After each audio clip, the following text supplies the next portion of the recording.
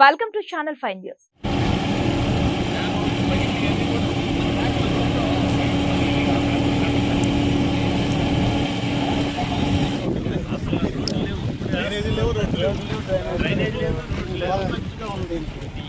మొత్తం డెవలప్మెంట్ అయినాక అడుగు పెడుతున్నారు కట్టుకునేవాడు. ఇతర 3 నెలలు అతలా వేరే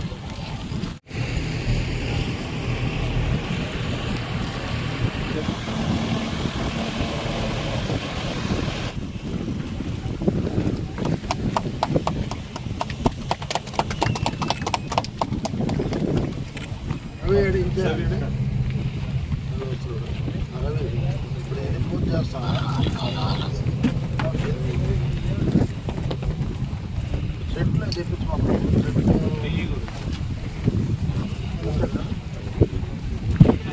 మీకు ఏదో ఇంట్లో ఇబ్బంది ఉన్నా అన్నారు కదా ప్రాబ్లం లేదు కదా చెట్లు ఎటు చేస్తారు చెట్లు సైడ్ అంటే కుళాయిలు వస్తాయి కదా కుళాయి మంచి తెలకండి ఏంటి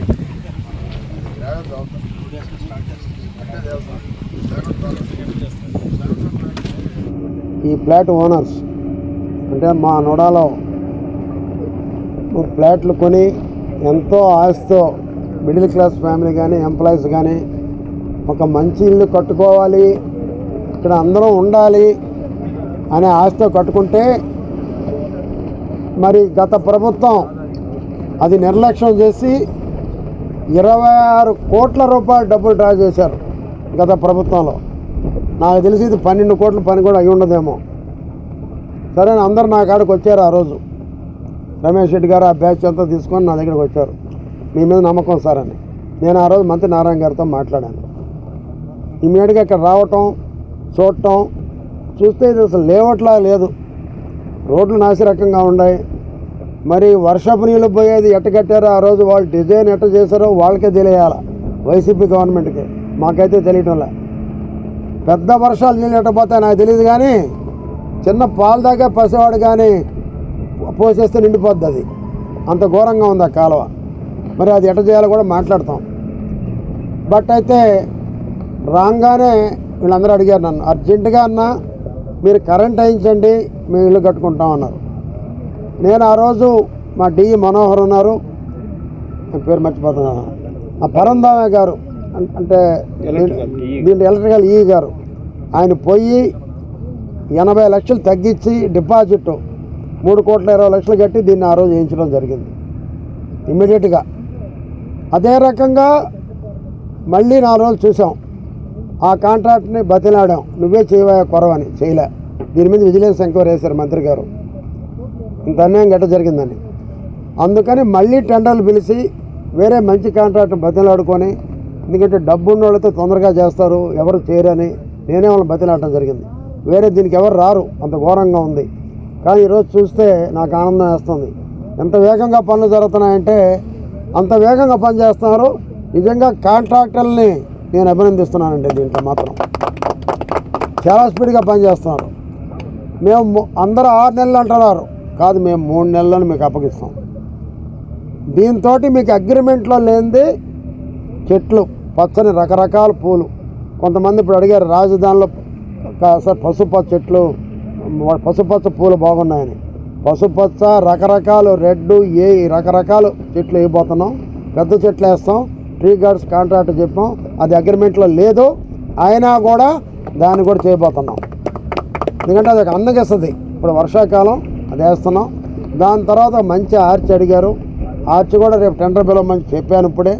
అది అయిన తర్వాత బుడవకుంట దాకా సెంట్రల్ రేటింగ్ వచ్చిందని మా వెంకటేశ్వర గారు వాళ్ళు చెప్తున్నారు. అక్కడి నుంచి ఇంకొంటే దాదాపు ఒక 400 మీటర్లు ఉంటుందేమో.